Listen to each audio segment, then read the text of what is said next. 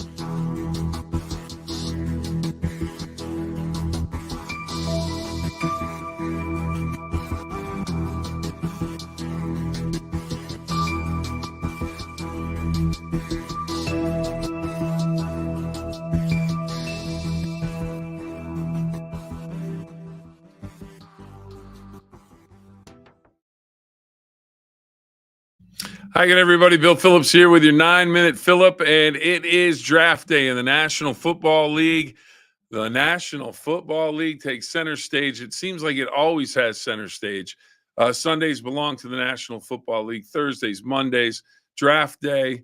It's a big day for the National Football League because all of the teams' hopes and dreams just hinge on all of these draft picks, and you can build a team and you can get a great first round pick, but you really need to focus on those third, fourth, fifth, sixth, seventh round picks because that's where you get the guts of your team.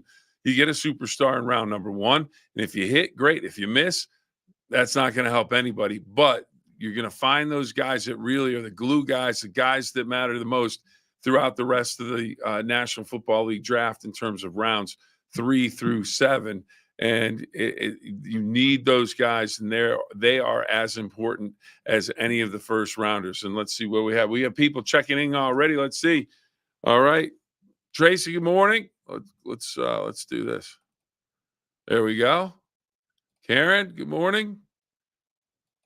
Ralph. Good morning. All right. So Blue Boy asks who the Steelers are taking. Well, we don't know that yet. Here we go. Corey's in here. Steelers will either draft an offensive lineman or the con artist, Omar Khan, we talked about yesterday, will make a deal to get Brandon Ayuk to Pittsburgh, wide receiver from San Francisco. It'll be interesting to see what happens there. Tom Brady from Ralph, Mr. Irrelevant.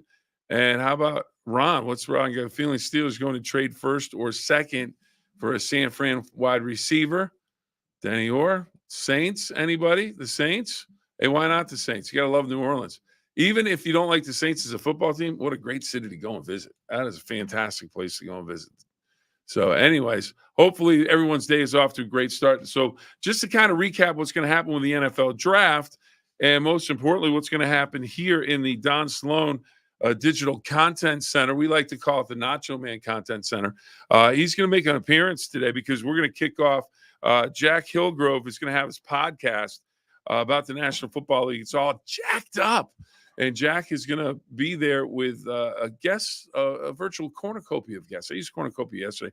How about a plethora of guests today talking about the NFL draft? It'll start at about 7:45 this evening. The draft begins at 8. You can catch the stream live on all of our digital platforms. So make sure you're a part of that.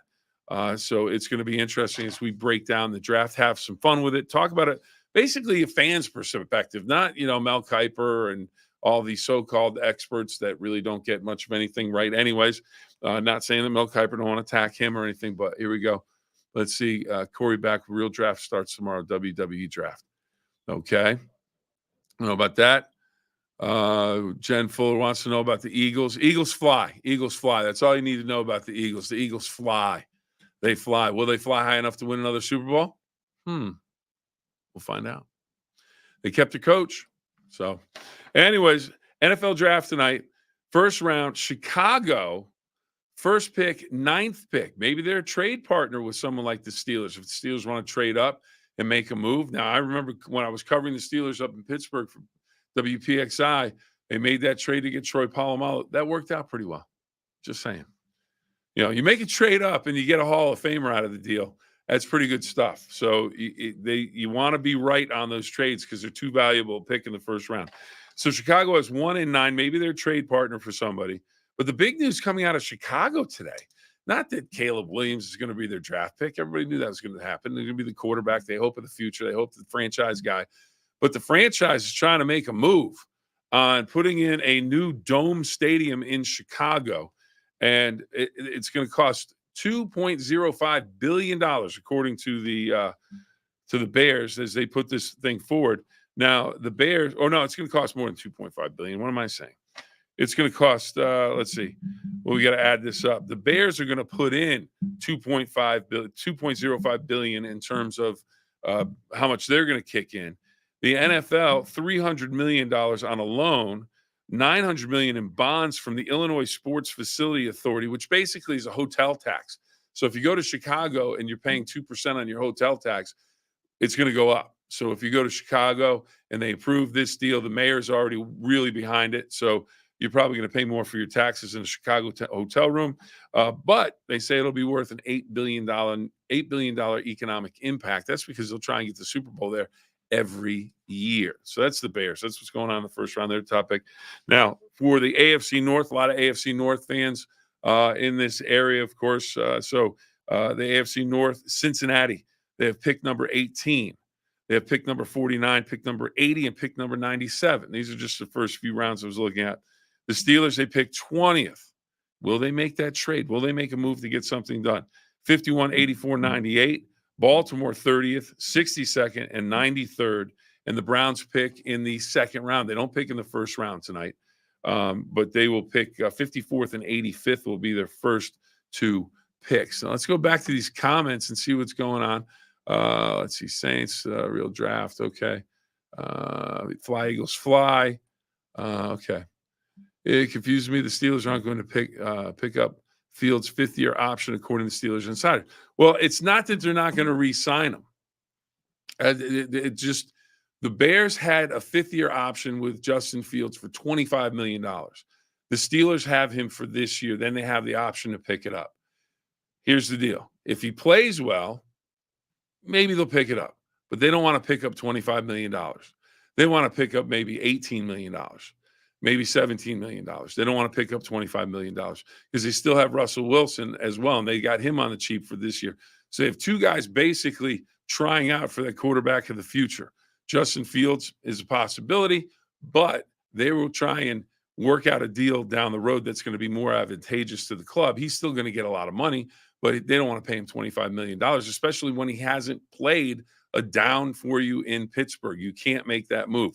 So that's what that is. It's nothing more than show us, and then we'll talk about a new contract. Not we're going to pick up $25 million option. You stink it up for the year, and then all of a sudden you're on the hook for $25 million. That's just good business what the Steelers are doing there.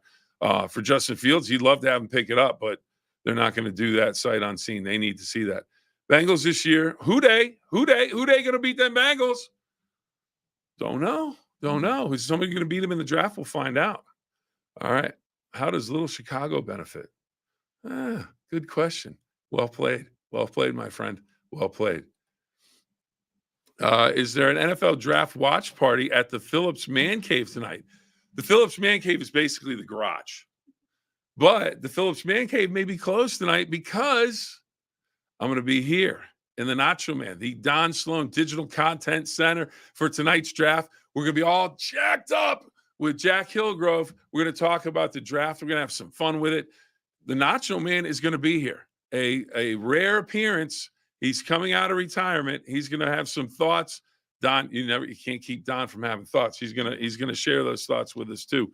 So we're gonna be here at the station, and then Ralph back with the good hoagies in Chicago, and that's what he talked about yesterday. We happened to run into Ralph yesterday, and he said because he made a comment yesterday about, and everybody can get in on this.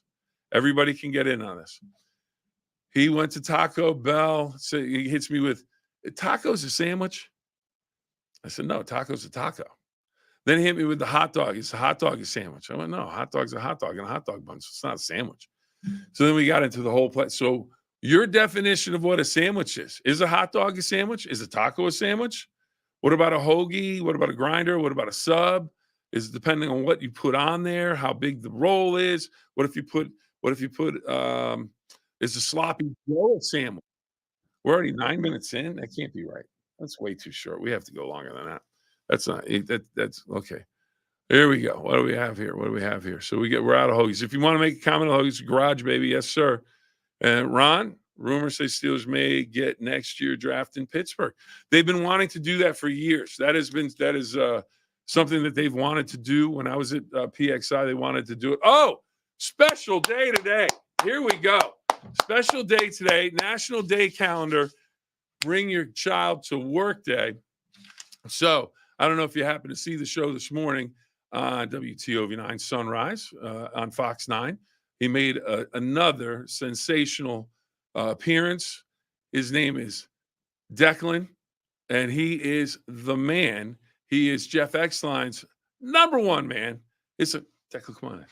So here he is. So, all right, Declan, come on in here, or we're going to lose this comment so we can see your face. All right, there you go. We'll put this down here a little bit. So, Declan, how was it this morning?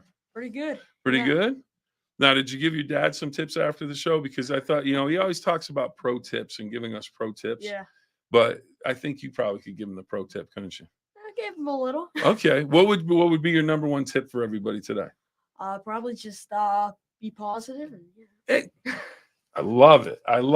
It's, you know what the two rules are here at the Phill-Up for the 9-minute Phill-Up? Two rules. Have fun. Try your best. So keeping the positives right on it. So Declan's here for Bring Your Child to Work Day. He was already, and then come on, neckbeard, let's go. How about this guy, Declan? This is Ian, my son. Apparently did not lean into the razor this morning. So this is a mess right here. But now he actually works here now. I don't only have to bring him to work. In the morning he's my boss. So and your dad's boss. Yeah. So well, you're our boss. There's no doubt about it. But as Declan said, keep it positive. Yeah. All right, gentlemen, thank you for stopping by. I know you have work to do, and you have work to do getting your dad ready. All right. Thanks for stopping by, big guy. All right, I forgot about that National Bring Your Child to Work Day. And here's another thing that ties right in with that. Here you go. National DNA Day. Just saying. I don't know what that means. All right. All right, here we go. Ian getting a lot of comments. Good question here. From Tim McCoy. When are you bringing back the 1960s version of Sports Friday? It went so well the first time. People have been clamoring for it for decades now. We're going to have to revisit that, maybe sit down with the committee, see if that's a possibility or not. So we'll see. We'll see on that one. Oh, and before we go, it's National Zucchini Bread Day, if you like zucchini bread. Now, how about this? Everyone thought the landline was going to go away around 2020 because everyone's going to have their mobile phones. That was going to be it for the landline. How about this? There are 9.82 billion mobile phones right now. Landlines are supposed to be obsolete by 2020. There are still 931 million landlines in operation. Ron's got it right. The sunrise anchors of the future, Declan and Ian. Let's see, what else do we have? We had teacher. Okay, and you want to teach? This is another Teacher Kids to Save Day, and then finally we're going to wrap it up with this. Now, I can't. I have to mention that. I keep finding things. Jordan's in here watching the show. She's like, he keeps finding things. It's going to get longer and longer. Here we go. All right. It's National Hug a Plumber Day. So now when you get the bill from the plumber, you may not want to, but at the same, because they can be pretty pricey, but they just come in and save the day, don't they? I mean, if you got a plumbing problem, you need to hug the plumber because the plumber's going to get you out of the problem. It is critical. It's critical. It's so critical that even Ollie from Hoosiers, mentioned it in the movie Hoosiers. Of course, Ollie, you remember, he was basically the equipment manager, and they had to throw him into a game. He hit a couple. He had the underarm free throw. He put him in there, a couple clutch ones. Boop, made him. Helped them on the way to the fictional championship that they won. All right. So, anyways, Ollie said this: progress is electricity, school consolidation, church remodeling, second farm tractors, second farm cars, hay balers, corn pickers, grain combines, field choppers, and indoor plumbing. If Ollie said it, it's got to be true. All right. We're going to wrap up with this. When it comes to Oreo cookies, I'm a traditionalist. I can do the double stuff every once in a while, but the traditional Oreo cookie is just tremendous. But Oreo, I think they may have gone off the track on this one. And Sour Patch Kids, they're just along for the ride. They're thinking Oreo, we can hang on. So everybody likes Sour Patch, but Oreos are, an icon. Oreo is releasing its first ever sour cookie. The brand teaming up with Sour Patch Kids for a limited edition sweet yet sour taste. Cookies will be available at retailers nationwide starting May 6th. May 6th. How do you feel about Oreos and Sour Patch Kids, the combo? Sour Oreo cookies. I think you just, think about that and see where you want to go with that. I think I'm going to steer clear. Let's see. Ron, do you hear who will be the Steelers radio announcer? I've heard a few names. Nothing to really get into yet. They're going through the process. People have made the applications, and a lot of names from the Pittsburgh media market that are there. So it may be someone that you recognize, but it'll be something that doesn't come down the road for just a little bit. Karen says no to the Oreos and Sour Patch. Tracy, what she got? No, thank you, Oreo. Amen. But if you got Oreos and you got milk, it's a great day. It's a great day. All right, everybody, that about does it for today. Remember, as we told Declan, 2 rules. Declan's rule today, he added into the rules. Keep it positive, everybody. Remember, have fun and try your best. Those are our 2 rules. Have a great day, everybody. Thanks for joining us. Remember, like and subscribe if you can. Like and subscribe. We greatly appreciate it. Wait, we got one more comment. We don't want to bail on anybody. Let's see. Jackie has a comment. No, that doesn't sound good. Keep Oreo separate for Sour Patch. I think that's what we wanted to go with that. So, again, thank you very much for joining us. Jordan's over watching, going, somebody turn off the live stream. Have a great day, everybody. Hey, we'll see you tonight, 7:45. It's jacked up for the draft. Let's go.